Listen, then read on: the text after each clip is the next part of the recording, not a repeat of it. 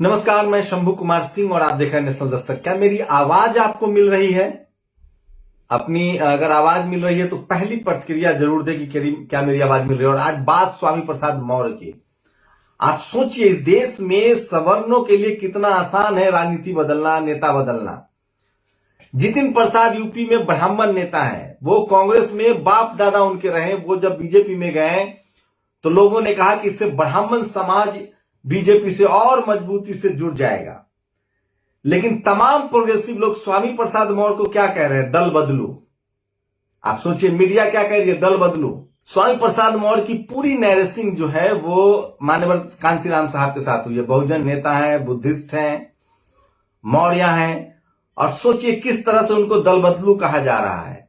लेकिन वहीं उनको मौसम वैज्ञानिक कहा जा रहा है। रामविलास पासवान को इसी तरह से अपमानित किया गया। लेकिन स्वामी प्रसाद मौर्य के साथ दर्जनों विधायक हैं ओबीसी एससी एसटी के, जो बीजेपी में से जाके सपा में जाने की तैयारी में है। दरअसल ये बहुजन आंदोलन का असर है, बहुजनों की जागरूकता का असर है कि उनको नेता को लगने लगा है कि वो, और बिल्कुल 69,000 शिक्षक भर्ती आरक्षण घोटाला। अब सोचिए कि कितना बड़ा, इससे क्या होगा? केशव प्रसाद मौर्य की हैसियत बढ़ेगी बीजेपी में। सोचिए किस तरह से हर जिले में ओबीसी का अध्यक्ष बनाया गया था। केशव प्रसाद मौर्य को वो बीजेपी के अध्यक्ष थे, लेकिन जब मुख्यमंत्री बनने की बारी आई तो एक सवर्ण को मुख्यमंत्री बना दिया गया। केशव प्रसाद मौर्य को स्टूल पर बैठाया गया। वो आज भी उनका पीछा छोड़ रहा है। आज मैं यकीन के साथ कह रहा हूं कि सबसे ज्यादा कोई खुश होगा तो वो केशव प्रसाद मौर्य होंगे, जिनको लग रहा है कि अब बीजेपी उनके इशारे पर नाचेगी। खबर यह है कि 1 दर्जन से ज्यादा जो खासकर ओबीसी के विधायक हैं, मौर्य, शाक्य, प्रजापति, वो सब के सब यू टर्न मार रहे हैं और वो जा रहे हैं सपा के साथ। बिल्कुल बाबा साहब ने कहा है, we should not become the political untouchable. Rajbhar पहले जा चुके हैं, वर्मा पहले जा चुके हैं। सोचिए, जब बसपा के नेता सपा में जा रहे हैं तो कह रहे थे कि बसपा कमजोर हो रही है, और जब बीजेपी के नेता सपा में जा रहे हैं तो बीजेपी कमजोर नहीं हो रही है। सवर्ण कोई पार्टी बदल ले तो बड़ा अच्छा। सोचिए किस तरह से बीएसपी के नेता पिछली बार बड़ी संख्या में बीजेपी में गए थे, तो ये मीडिया कहती थी मास्टर स्ट्रोक। स्वामी प्रसाद मौर्य भी कहां से गए थे? बीएसपी से गए थे। जो अभी कानून मंत्री हैं वो बीएसपी से गए थे, मेंबर ऑफ पार्लियामेंट रहे थे बीएसपी से। दर्जनों नेता गए थे, सपा से भी दर्जनों नेता गए थे, ओबीसी पिछड़े के बहुत सारे, ओपी राजभर, ओम प्रकाश राजभर, वो मंत्रिमंडल में अलायंस में थे। तो मुझे लगता है कि एससी एसटी ओबीसी माइनॉरिटी को पॉलिटिकल अनटचेबल नहीं होना चाहिए, राजनीति का छूत नहीं बनना चाहिए, और सामाजिक जागरूकता भी एक बड़ी चीज है। और तो इसलिए आज की सबसे बड़ी खबर है। लेकिन अभी एक बड़ी खबर आ रही कि एक नेता का अपहरण हो गया, एक विधायक का अपहरण हो गया है। आप सोचिए, तो ये देखिए केशव प्रसाद, ये देखिए, और जो अभी समाचारों में न्यूज आई है, किसी पार्टी को ज्वाइन नहीं किया है केशव प्रसाद मौर्य जी ने भी। मैं समझता हूं कि आपके पास भी ये खबरें आई हैं। तो पूरी बेचैनी है, और कुछ नेताओं को अपहरण कर लिया गया है। विवादित नहीं, फैक्ट है। जब सोमनाथ का शिलान्यास हुआ था तो doctor Rajendra Prasad chief guest थे। राम मंदिर सरकारी ट्रस्ट बना रहा। राष्ट्रपति रामनाथ कोविंद जी को क्यों नहीं बुलाया गया? अगर जाति इसकी वजह नहीं है तो क्या वजह है? भूमि पूजन में एक दलित को क्यों नहीं बिठाया गया? कांग्रेस एससी सेल के चेयरमैन लिलोटिया के विवादित बोलिए कह रहा है टीवी9 भारतवर्ष। राजेश लिलोटिया ने पूछा है कि राष्ट्रपति दलित थे तो उनको क्यों नहीं बुलाया गया?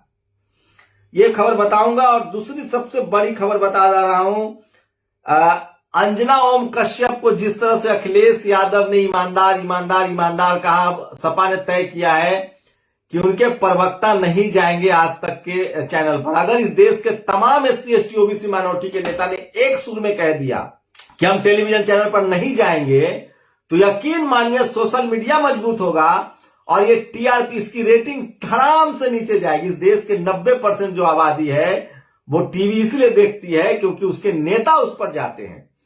उनकी रेटिंग चली जाएगी, सोशल मीडिया मजबूत हो जाएगा, बहुजन मीडिया मजबूत हो जाएगा। तो सबसे बड़ी खबर बता रहा हूं, स्वामी प्रसाद मौर्य ने बीजेपी को ठुकरा दिया है, त्याग दिया है, और वो चले गए हैं सीधे सीधे वो सपा में चले गए हैं, सपा का दामन थामा है। और सोचिए, रोहिणी सिंह लिखती हैं, जो मीडिया आज उनको दलाल कह रही है वो क्या लिख रही हैं। जितिन प्रसाद ने विकास की राजनीति के लिए पार्टी बदली थी। ये जितिन प्रसाद ब्राह्मण नेता थे, उन्होंने कांग्रेस छोड़ के बीजेपी ज्वाइन किया था। स्वामी प्रसाद मौर्य दल बदलू है, इसलिए उन्होंने भाजपा से इस्तीफा दिया। इन दो हेडलाइन से आप ईमानदार मीडिया को गहराई से समझ सकते हैं। सोचिए, ईमानदार मीडिया मतलब आज गाली हो गया है। अखिलेश यादव ने क्या लाइन लिया है साहब। तो अब सोचिए, कोई आदमी ईमानदार कहने से नाराज हो सकता है। और ये देखिए, जब स्वामी प्रसाद मौर्य ने आज पार्टी छोड़ी तो केशव प्रसाद मौर्य जी ने कहा कि स्वामी प्रसाद मौर्य जी बैठ के बात करते हैं। दिलीप मंडल ने एक बड़ा तंज किया है। देखिए, बैठकर बात करें, एक स्टूल पर दोनों कैसे बैठेंगे? क्या आपके पास दो स्टूल हैं? आदरणीय स्वामी प्रसाद मौर्य जी ने किन कारणों से इस्तीफा दिया मैं नहीं जानता हूं। उनसे अपील है कि बैठकर बात करें। जल्दबाजी में लिए हुए फैसले अक्सर गलत साबित होते हैं। सोचिए, केशव प्रसाद मौर्य के साथ क्या हुआ था। वो प्रदेश अध्यक्ष थे बीजेपी के, मुख्यमंत्री के दावेदार थे, लेकिन उनको नहीं बनाया गया। आपको क्या लगता है, SC ST OBC माइनॉरिटी के लोग अछूत समझे जाते हैं, शूद्र समझे जाते हैं उनको? एक टॉप 10 मंत्रिमंडल देख लीजिए मोदी जी का। फाइनेंस मिनिस्टर कौन है, डिफेंस मिनिस्टर कौन है? सोचिए, तो कब तक आप लोग का वोट, आपका राज दूसरे का कैसे चलेगा? और समाजवादी पार्टी ने अपने प्रवक्ताओं को आज तक पर जाने पर रोक लगा दी है। और ये देखिए, स्वामी प्रसाद मौर्य के बाद कुछ और बीजेपी विधायक के अगले कदम पर नजर। सभी ओबीसी समुदाय के विधायक हैं, तो ओबीसी में एक बड़ी जागरूकता आ रही है। और सोचिए, एंटी इनकम्बेंसी चल रहा है और स्वामी प्रसाद मौर्य के बाद बड़े लोग पार्टी छोड़ रहे हैं। और देखिए, विनोद कापरी को सोचिए, स्वामी प्रसाद मौर्य को कह रहे हैं मौसम वैज्ञानिक के लोग तंज करते हैं, बताते हैं कि रामविलास पासवान के बाद अगले बड़े मौसम विज्ञानी स्वामी प्रसाद मौर्य हैं। यूपी वाले जानते हैं कि मौर्य 2017 चुनावों से पहले 2017 में बीएसपी छोड़ बीजेपी में आ गए थे और अब 2022 के चुनाव से पहले बीजेपी छोड़कर एसपी में आ गए हैं। क्या इस बार भी इनका मौसम विज्ञान सही साबित होगा? लेकिन एक सवर्ण नेता जब पार्टी बदलता है तो इस तरह की बातें नहीं कही जाती है। तो कुछ और लोग हमारे साथ जुड़ना चाहते हैं, जो चाहे जुड़ सकते। और इसलिए मैं बार बार कहता हूं कि ये तस्वीरें हैं आज की सबसे बड़ी खबर की, ये तस्वीरें दिखा रहा हूं। अखिलेश यादव के साथ केशव प्रसाद मौर्य हैं, बड़े नेता रहे हैं, बहुजन आंदोलन से रहे हैं, बुद्धिस्ट हैं। और ये सबसे बड़ी खबर आज की बता रहा हूं आपको। और सोशल मीडिया भरा हुआ है। और सोबरन कबीर ने एक ट्वीट किया है, मैं चाहता हूं कि मैं आपको पढ़ के बताऊं। सोबरन कबीर ने जो ट्वीट किया है और कि किस तरह से बड़ा झटका है और कुछ विधायकों का अपहरण हो रहा है। ये देखिए, सोबरन कबीर ने जो दिया है, स्वामी प्रसाद मौर्य जी के साथ भाजपा को छोड़ने वाले विधुरा विधायक विनय शाक्य जी के अपहरण की बात सामने आ रही है। भाजपा अब अपने ही विधायकों का अपहरण करने पर उतर आई है, लेकिन अब कुछ नहीं होगा। पिछड़े समाज के लोग अब न्याय सहन नहीं करेंगे, अन्याय सहन नहीं करेंगे।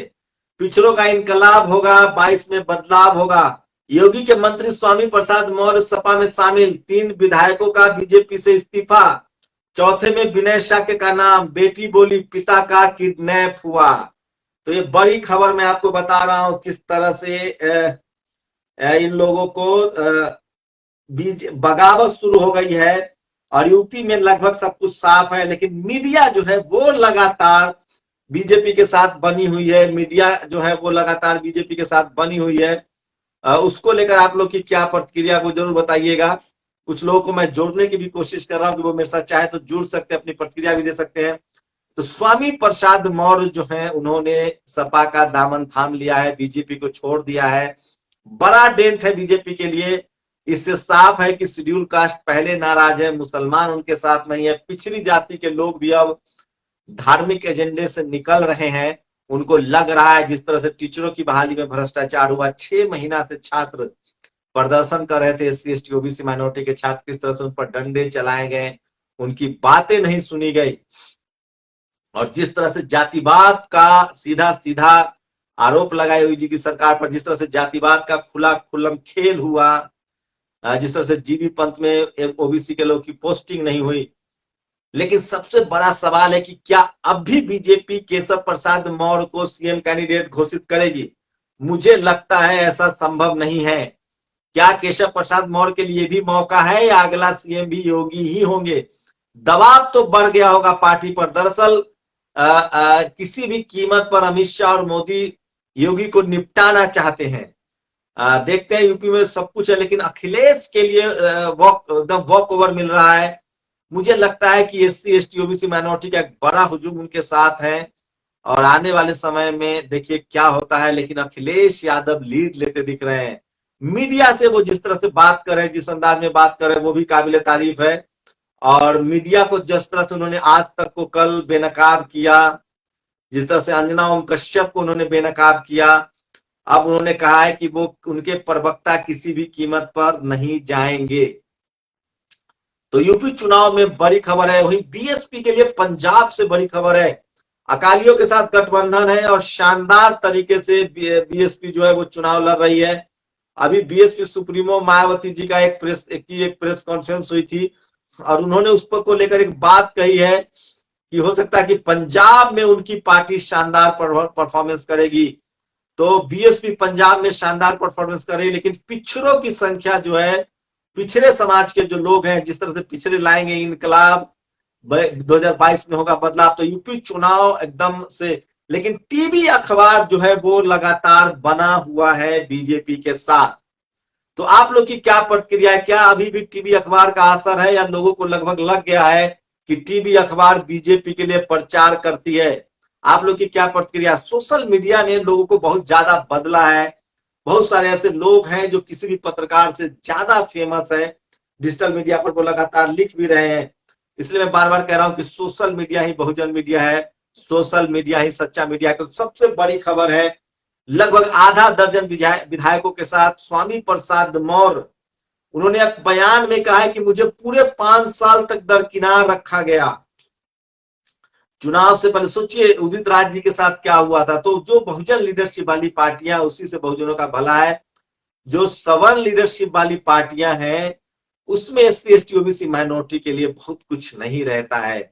90% आबादी है इस देश में, लेकिन मुख्यमंत्री बहुत कम है। सवर्ण लीडरशिप वाली पार्टियां फेल होती जा रही है। लेकिन जिस तरह से एससी एसटी ओबीसी माइनॉरिटी में बदलाव आ रहा है, जिस तरह से वो एकजुट हो रहे हैं, उससे तो साफ है कि आने वाले समय में जो अम्बेडकरी आंदोलन है, जो बहुजन आंदोलन है, जो फूले पेरियार का आंदोलन है, वो सोशल मीडिया की वजह से और तेज हो रहा है।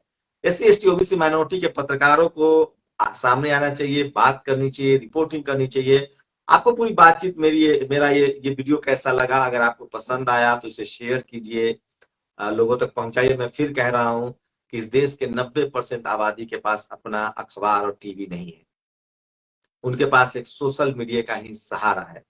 आप लोग की क्या प्रतिक्रिया? अपनी प्रतिक्रिया जरूर दीजिए। शुक्रिया। इस समय की सबसे बड़ी खबर थी, यूपी के ही नहीं देश के बड़े नेता, बहुजनों के बड़े नेता, यूपी के बड़े नेता स्वामी प्रसाद मौर्य ने बीजेपी से इस्तीफा देकर सपा ज्वाइन कर लिया है। क्या होगा इसका यूपी चुनाव में असर? आप लोग जरूर बताएं। शुक्रिया। नेशनल दस्तक की आपसे गुजारिश है कि अगर इसको बचाना चाहते हैं तो नेशनल दस्तक को सब्सक्राइब करने के लिए रेड कलर के सब्सक्राइब बटन को दबाएं, फिर बेल आइकन की घंटी दबाएं। नेशनल दस्तक को बचाने के लिए बहुत जरूरी है कि हर खबर को शेयर करें, लाइक करें, कमेंट जरूर करें।